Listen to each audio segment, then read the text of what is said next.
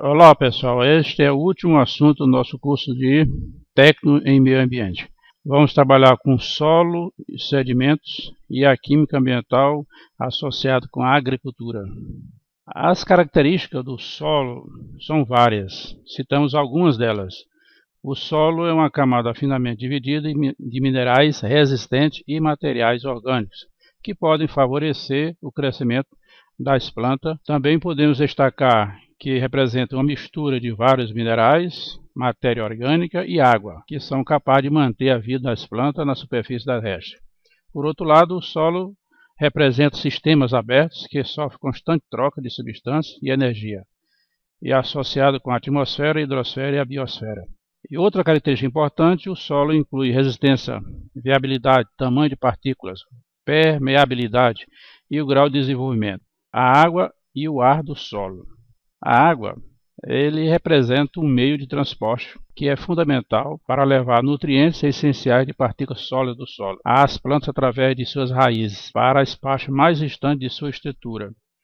Os efeitos de encharcamento do solo é a redução do PE. O PE é a atividade do fluxo de elétrons que lhe flui num determinado curso, que são através dos agentes redutores orgânicos, por intermediário de catalisadores bacterianos. Portanto, a condição redox do solo tem caráter redutor e o PE do solo pode diminuir, ou seja, você pode estabelecer um pH em equilíbrio com a água e o ar, que está em torno de 3,6 e o pH 7, entre 1 ou menos. Os componentes inorgânicos do solo, elementos mais comuns na crosta terrestre, podem destacar o oxigênio, o silício, o alumínio, ferro, cálcio, sódio, potássio e magnésio, e dentre outros. Por outro lado, existem os minerais formadores por esses elementos. Podemos destacar, por exemplo, o silício e o oxigênio, que constituem a maior fração mineral do solo. Os constituintes minerais do solo são encontrados em quartzo fino, que é exatamente o SiO2, que é o óxido de silício. O ortoclássico, que é uma mistura entre o metal potássio, alumínio, silício e oxigênio. A magnetita, conhecida por todos nós, tem a cor vermelhada que representa o ferro, que é o Fe3O4. Os carbonatos de cálcio e magnésio, os óxidos de manganês, titânio e assim por diante. Nesta tabela nós temos as principais classes de composição orgânica do solo. Tem o tipo de solo, a composição e a importância. Vamos citar algumas delas. O humus. A composição desse tipo de solo representa os resíduos de decomposição de plantas resistentes à degradação, sobretudo com relação ao carbono, o hidrogênio e o oxigênio. Uma importância desse solo são os componentes orgânicos mais abundantes, que podem melhorar a propriedade física do solo, correr a troca de nutrientes e o reservatório de nitrogênio fixado. Óleos, resinas e ceras. Nós temos a composição lipídios extrativos por solventes orgânicos. Em geral, representa uma porcentagem pequena da matéria orgânica do solo. Provoca efeitos negativos nas propriedades físicas do solo ao repelir a água, talvez seja fitotóxico. Sacarídeos também. Celulose, amido, hemicelulose, gomas, principais fontes de nutrientes para os micro-organismos do solo, ajuda a estabilizar os agregados do solo. Os compostos orgânicos de nitrogênio é outro exemplo. O nitrogênio ligado ao humus são os aminoácidos, os aminoaçúcares. Esses componentes eles fornecem nitrogênio para a fertilidade do solo. E os compostos de fósforo são os ésteres de fosfato, fosfato de inositol, que é um ácido fitílico derivado, fosfolipídio, e fonte de fosfato para as plantas. O nitrogênio, o fósforo e o potássio do solo são os materiais principais para a agricultura. O nitrogênio orgânico é o principal produto da biodegradação das plantas e animais mortos. Hidrolisa-se a íons amônia, que é o NH4+, que pode oxidar a nitrato, pela ação das bactérias do solo. A porcentagem em vegetais é baixa, mas é essencialmente para as plantas. No caso do fósforo, a espécie utilizável é o íon ortofosfato. Em geral, a quantidade de fósforo usado como fertilizante, ele é lixiviado, ele é percolado no solo. É pequena, isto é, importante devido à poluição da água e do uso de fertilizante de fósforo. As plantas utilizam quantidade elevada de potássio em fase de crescimento. Esse é um componente essencial para o crescimento das plantas. Ativa algumas enzimas e desempenha papel no equilíbrio aquoso das plantas, também uma propriedade. É essencial na transformação de alguns carboidratos, ocorre transformações da matéria orgânica. O potássio é um dos elementos mais abundantes na crosta terrestre, está em torno de 2,6%. A maior parte desse metal não está disponível para as plantas. Poluição por fertilizantes. Bom, a poluição da água causada pelos deflúvios terrestres agrícolas enriquecidas com nitrogênio, fósforo e potássio. Poluição por fertilizante também pode provocar este enriquecimento desses elementos. Os lagos e reservatórios local se tornam eutróficos devido aos deflúvios. Ocorre a morte da matéria orgânica. Os fertilizantes promovem a proliferação de algas. A decomposição dessas biomassas consome oxigênio. Naturalmente vai diminuir o teor de gás na água e afetar os corpos hídricos.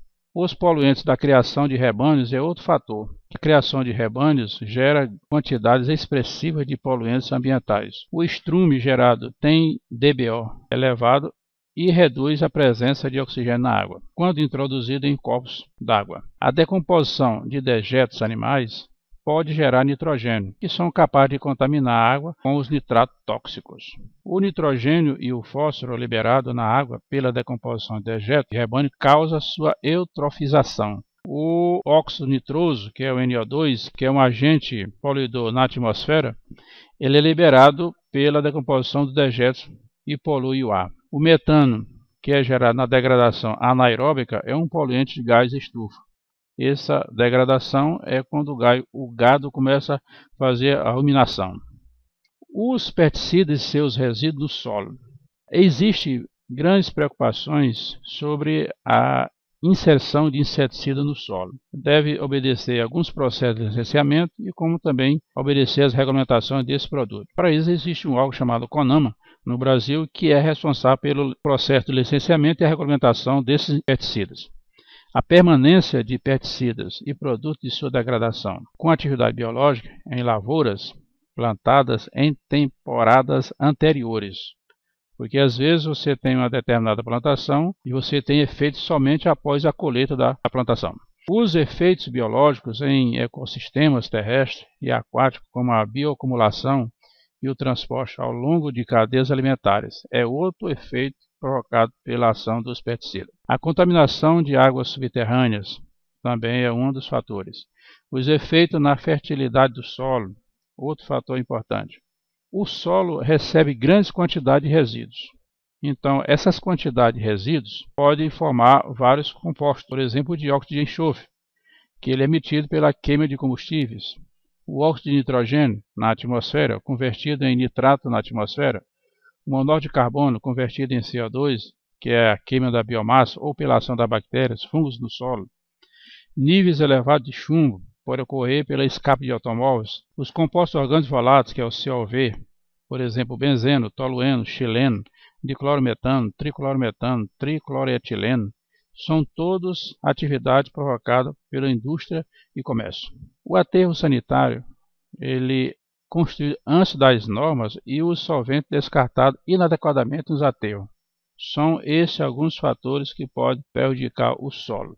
Mas existe a chamada química verde e a agricultura sustentável. Nesse patamar, a prática da química verde ela pode melhorar a produtividade e, por outro lado, melhorar a sustentabilidade agrícola. Para isso, existem grandes cientistas trabalhando no sentido de encontrar alguns pesticidas que não danifiquem o meio ambiente e nem o solo, e nem a vida na superfície da terra. Existem alguns pesticidas que são de origem natural, que são principalmente as plantas ou as bactérias. São chamados de biopesticidas. Esses biopesticidas têm três categorias. Os pesticidas microbianos, que nós chamamos de células produtoras de substâncias inseticidas, que o nome científico é o Bacillus thuringiensis. Outra categoria, protetores incorporados às plantas. Nesse caso, ocorre uma modificação no DNA, que é gerado pela bactéria desses bacilos. E a última categoria são os pesticidas bioquímicos. Esses pesticidas bioquímicos controlam as pragas e o efeito dele é atóxico. Agora, as vantagens desses biopesticidas. A toxicidade, novamente, menor do que os pesticidas convencionais, porque ele é natural. Outra vantagem, eficiência mesmo em quantidades muito baixas. A terceira vantagem seria a decomposição rápida, não prejudicando o solo e nem o meio ambiente. Agora, por outro lado, existe a contaminação de alimentos. Os alimentos estão sujeitos à contaminação devido à prática agrícola inadequada. Então, a contaminação dos alimentos acontece no campo. Você não tem nenhuma prática que seja adequada para evitar esta contaminação. O tipo mais comum são os microbiológicos. A fonte mais comum é a aplicação de pesticida. O lodo do esgoto aplicado ao solo para enriquecer em termos de fósforo, nitrogênio e potássio, ele é fonte de contaminação química, que traz associado a ele o zinco e metais fitotóxicos. Existe uma classificação de resíduos e substâncias perigosas. Essa classificação é uma classificação generalizada. Então nós citamos algumas delas, que podem incluir os explosivos, os líquidos inflamáveis, os sólidos inflamáveis, por exemplo, o magnésio, o metálico, os hidretos de sódio, os oxidantes, que são chamados de peróxido, os materiais corrosivos, que são os ácidos e as bases, os agentes etiológicos, causadores de doenças e materiais radiológicos. Nesse caso, são os elementos radioativos. Bom, mas os resíduos e suas características, ela tem algumas coisas importantes que podemos observar. Por exemplo, esse resíduo tem característica inflamabilidade. Os principais são os líquidos e os não líquidos. São gases comprimidos e oxidantes. Os corrosivos, basicamente são ácidos ou bases. E a reatividade pode ser explosivos, substâncias reativas em água ou resíduos. A toxicidade, ela é a análise de substância específica. Cada resíduo tem o seu teor de toxicidade. Os resíduos perigosos, existem três abordagens, que é a descrição qualitativa por origem, o tipo e constituintes. A classificação por características baseada, sobretudo, em procedimento de testagem. Então, você não vai colocar, por exemplo, um resíduo no meio ambiente se não testar. As concentrações de substâncias perigosas específicas.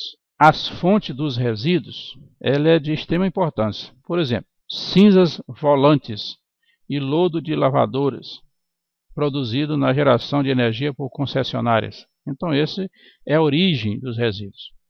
Os lodos de perfurações por petróleo e gás, que é o caso que está acontecendo lá na Bacia de Santos. Esses lodos devem ser tratados para ser colocados no mar. A salmoura, subproduto da perfuração de petróleo. Poeira de fontes de cimento. Uma indústria de cimento, por exemplo, essa poeira é chamada de material particulado. E associada a essa poeira tem muitos resíduos perigosos. Outro, resíduos e lodos de mineração e do beneficiamento de fosfato. Também essa indústria pode provocar o despejo desses resíduos. Resíduos da mineração de urânio e outros minerais. E os resíduos domésticos, que nós jogamos no meio ambiente. Os tipos de resíduos perigosos, existe uma classe para cada tipo de resíduo perigoso. Por exemplo, a classe F compreende os resíduos de fontes não específicas. Então eu tenho o F001, então são classificados como solventes halogenados. São aqueles que têm os elementos flúor, cloro, bromo, iodo, etc. O F004 são os solventes não halogenados, são os com solventes à base de benzeno, são os cressóis, o ácido crescílico, os nitrato de benzeno, etc. O F007 são as soluções de decapagem de aço, ou seja, a eletrogalvanização. E o F010 são aqueles lodo de banho de têmpera, de óleo. Isso aqui é na indústria metalúrgica. E a classe K compreende os resíduos de fontes específicas de indústria. Observe, o K001 são sedimentos de fundo, que são o lodo do tratamento de águas residuárias, conservação de madeira. O K002, lodo de tratamento de águas residuais da produção de amarelo, de cromo e pigmento de laranja. E o K020 são os resíduos pesados da destilação de cloreto de vinila. Isso aqui é um plástico. Os restantes dos resíduos consistem em resíduos reativos, que são os corrosivos, os tóxicos. A classe P, que são os compostos químicos comerciais descartados, espécie fora de especificação de produtos, produção, os containers, os resíduos de vazamento, e tem também a resíduo de classe U e os resíduos não especificados. As substâncias corrosivas, elas são aquelas que dissolvem metais ou podem provocar a formação de material oxidado. Sobre esse assunto, nós colocamos aqui uma tabela que representa o nome e a forma e algumas propriedades e, consequentemente, alguns efeitos que podem provocar uma substância corrosiva. Vamos citar algumas. Por exemplo, o ácido nítrico, que é o HNO3, a propriedade dele é um ácido forte, ele é um oxidante poderoso, ele corrói metal, reage com as proteínas dos tecidos, substância amarela, causa lesões, etc. Então, essas são algumas características sobre o ácido nítrico. O ácido clorídrico, HCl, também um ácido forte, corrói metais, é liberado na forma de vapor e pode causar lesões nos tecidos de aparelho respiratório. O ácido fluorídrico também corrói metais, dissolve o vidro e causa queimaduras graves em tecidos vivos. Os hidróxidos de metais alcalinos, que é, por exemplo, o hidróxido de sódio, o hidróxido de potássio, é uma base muito forte. Corrói o zinco, o chumbo e o alumínio. Dissolve tecidos e causa queimaduras muito graves. Os óxidos de halogênios, que podem ser com flúor, cloro, o bromo, etc., são poderosos irritantes corrosivos que acidificam, oxidam e desidratam tecidos. Então, são algumas substâncias corrosivas e algumas propriedades e efeitos que podem provocar as substâncias. A química ambiental dos resíduos perigosos.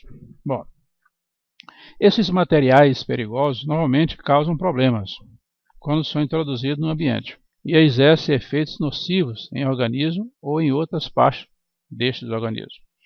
Nós colocamos aqui uma figura que representa a origem do resíduo, ele faz um caminho e seu destino e quais são os efeitos que pode provocar.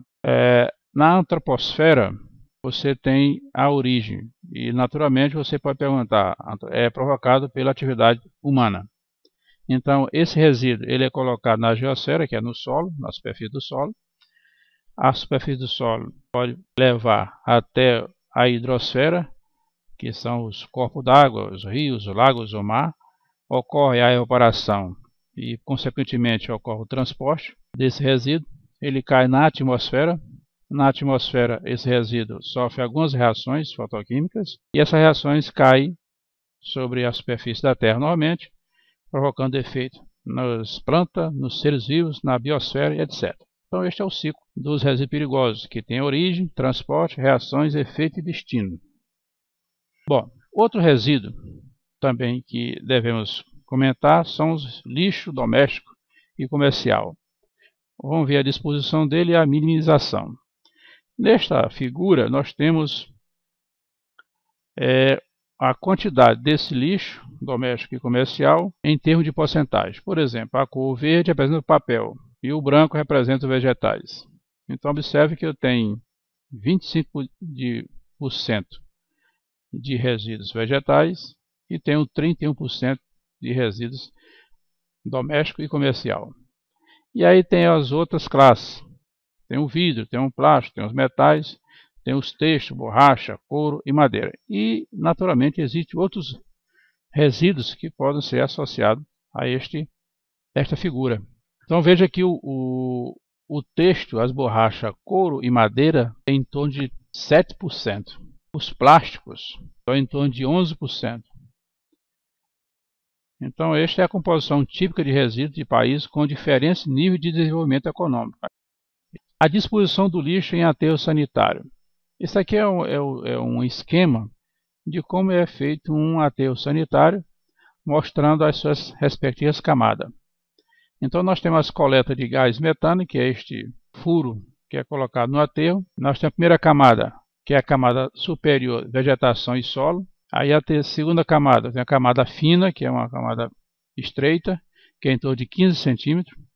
A camada de drenagem, ou seja, a geomembrana, nós temos em torno de 30 centímetros e a outra é 0,5 milímetros. Observe que essa membrana é muito fininha.